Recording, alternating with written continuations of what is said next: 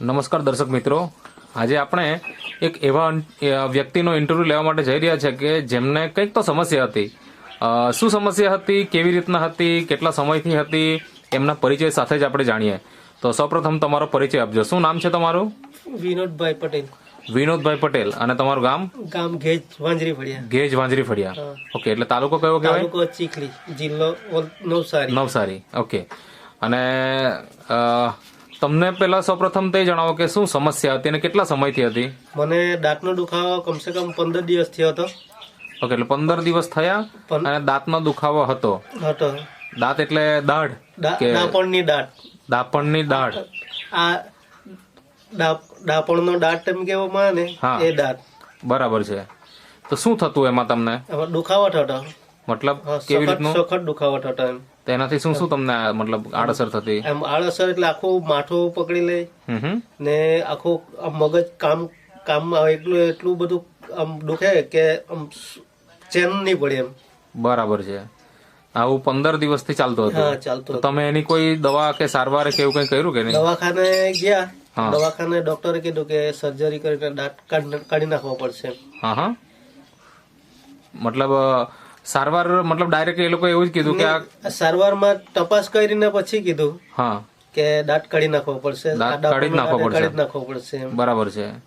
તો કેટલો ખર્ચો થશે એવું લાગતું હતું અંદાજે?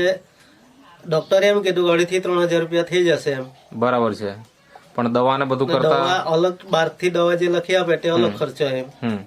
એટલે ડોક્ટર એ જાતે જ ટ્રીટમેન્ટ કરવાના હતા કે કોઈ બીજા ડોક્ટરને પણ બોલાવવાના? બીજા ડોક્ટરને બી બોલાવવાના હતા એમ. એટલે 2 ડોક્ટર મળીને તમારું આ મતલબ દાઢનું ઓપરેશન કરવાના હતા એવું? હા.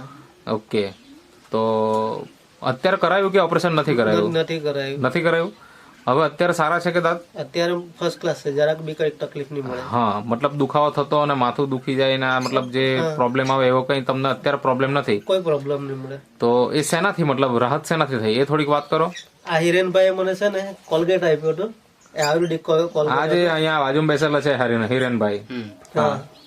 હિરેનભાઈ મને વલસાડ મળી ગયા. અમે બ્લડ લેવા ગયા હતા. હા.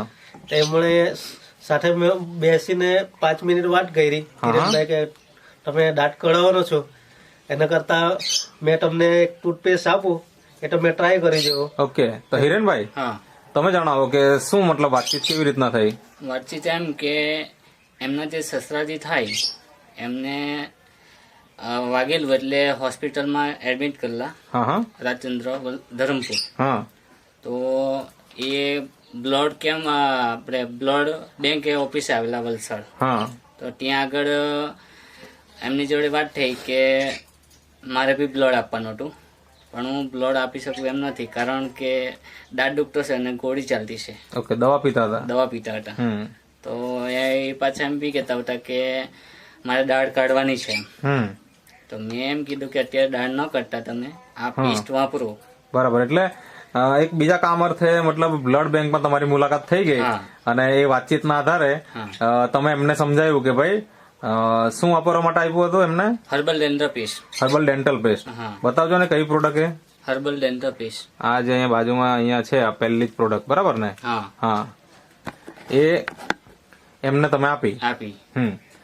હવે તમને આ પ્રોડક્ટ આપ્યા પછી તમને શું ફાયદો દેખાયો એમાં? ફાયદો શરૂઆતમાં મતલબ કેટલા દિવસ પછી ફાયદો દેખાવાનો ચાલુ થયો? પહેલે દિવસથી જ ફાયદો થઈ ગયો. એવું? એટલે કઈ રીતના વાપરતા? મતલબ 1 ટાઈમ, 2 ટાઈમ, 3 ટાઈમ? પહેલે દિવસે સાંજે અમે લગભગ કેટલાક 6 વાગે કે 7 વાગે મળ્યા. એમણે મને 7 વાગે જેવું આ ટૂથપેસ્ટ આપ્યું. પછી મેં હોસ્પિટલ પર જઈ ને પછી ત્યાં જ કોલગેટ કર્યો. એટલે તે દિવસથી રાત્રે મેં ગોળી થોડું દુખતું હતું પણ મેં ગોળી નહીં પીધી કેમ કે મને બી કેમ કે ગોળી ઘણા કેટલા દિવસ અઠવાડિયા સુધી ગોળી પીતો હતો. બરાબર છે. એટલે પછી મેં ગોળી બંધ કરી દીધી. તે દિવસે જ બંધ કરી. બીજે દિવસે સવારે કોલગેટ કર્યું સાંજે, બીજે દિવસે સવારે એટલે ગોળી બંધ કરી દે. તે દિવસથી દુખાવો બંધ જ થઈ ગયો. બરાબર છે. મતલબ કે પહેલા જ દિવસથી તમને રાહત મળવાની શરૂઆત થઈ ગઈ. અને તમને સંપૂર્ણ સારું કેટલા દિવસમાં થયું? બીજા જ દિવસે સારું થઈ ગયું. શું વાત છે? બીજે દિવસથી કોઈ દુખાવો નહીં મળ્યો. એટલે 2 દિવસમાં રિઝલ્ટ મળી ગયું? 2 દિવસમાં રિઝલ્ટ મળી ગયું. બરાબર. તો જે આમ કહેવા મુજબ કે ડેન્ટિસ્ટના કે 3,500 આસપાસ ખર્ચો થશે તમારો એમ, તો આમ ખર્ચો કેટલો થયો? અમે એક આ હિરણભાઈ જે કોલગેટ આપ્યું 124 રૂપિયા. બરાબર, ડિસ્કાઉન્ટમાં આપ્યું? હા, ડિસ્કાઉન્ટમાં આપ્યું. બરાબર ને?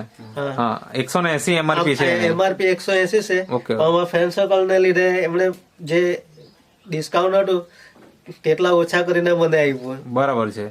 ઓકે, તો મતલબ જે આમ MRP ભાવ પણ ગણીએ તો 180 રૂપિયાનું ટૂથપેસ્ટ જે તમારું મતલબ 3,500 રૂપિયાનું કામ કરી ગયું. બરાબર ને?